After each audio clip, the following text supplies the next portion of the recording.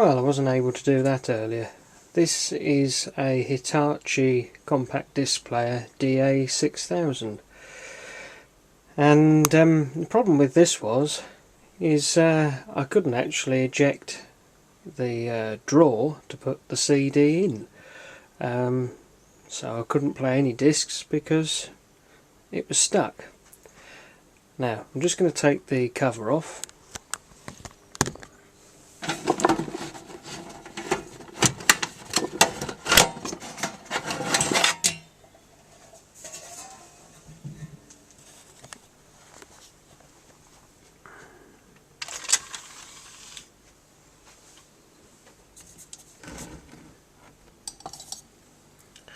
Hopefully you'll see just tucked underneath the drawer there is a pulley, and round the pulley we have a belt.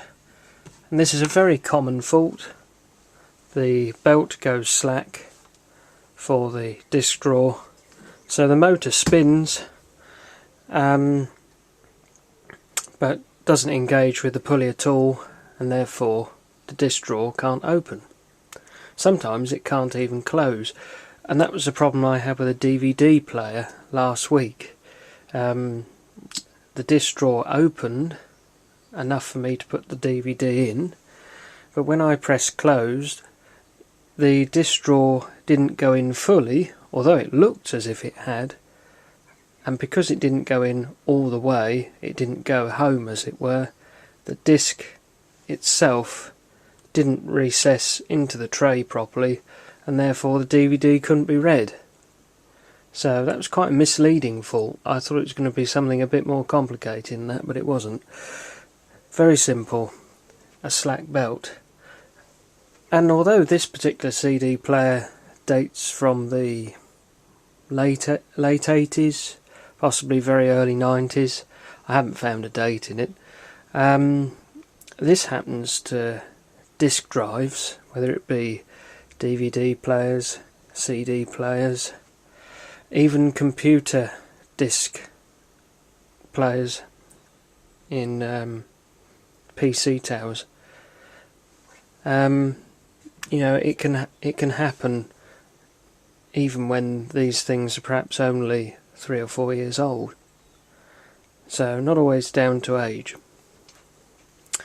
But this belt here, which as you can see is sort of an egg shape, is the belt that had failed. It's stretched, and you could see the motor pulley, which is just here, spinning away, but not doing a lot else.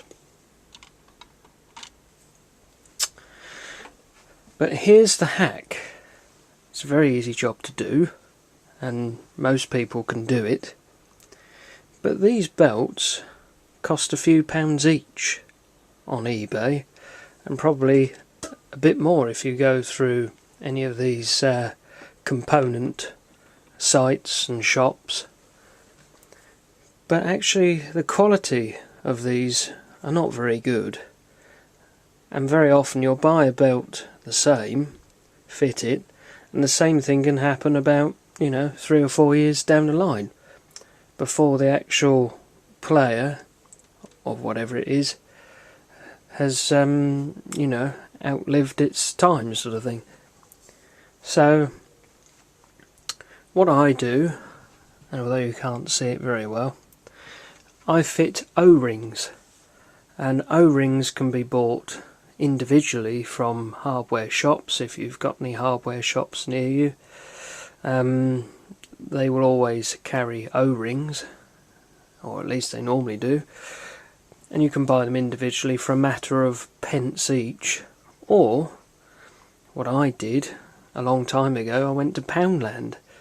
There's other pound shops and budget shops like that around here, B&M's, that sort of thing, and they actually sell a whole box full of compartments full of O-rings, and that's where this one came from, and the one that's fitted in there. This is the same as the one I fitted in there. The only difference being is this is a round section belt, whereas the original belt is a square section belt. But bearing in mind that this isn't going to be providing an accurate speed to anything, it doesn't matter if it's square section, round section, or even triangular section. It doesn't matter what the type of belt is. But the thing I notice, these O-rings are actually made out of a very good quality rubber, and they're actually not particularly stretchy. I can stretch it, there's enough movement in there, you know, to get it round a pulley or whatever, but it's not that stretchy, whereas compared to, you know, the original belt, that's quite stretchy, you know, and that is what the problem is. They stretch too much and then they slip. So the quality of the rubber of these O-rings, as cheap as they are, I personally think is probably better than the original belt fitted anyway. And I've been doing this for quite a few years to different DVD players and CD players, and I've not had any of them come back with the same fault. As far as I'm aware, they're all still going. Some of them might have even been thrown away since because of other problems, but anyway, O-rings certainly work very well. And as you can see, it works every time. Doesn't slip. It's instant, and it works, and it's cheap. Anyway, hopefully that might be of some use to you if you have faults like that on some of your equipment. Another thing I use these belts in, and these are about the right size, is some of the old Philips equipment that I work on. They rely on a very small belt to drive the rewind and fast forward functions, and that's what's in there. And also the Philips N2400s and similar machines, they've all got these O-rings in if I've had anything to do with changing the belts. So there you go, a tried and tested solution. Some of you may already know about it, but if you want to save yourself some money and time, then that's a nice easy fix. Anyway, thanks for watching, and bye for now.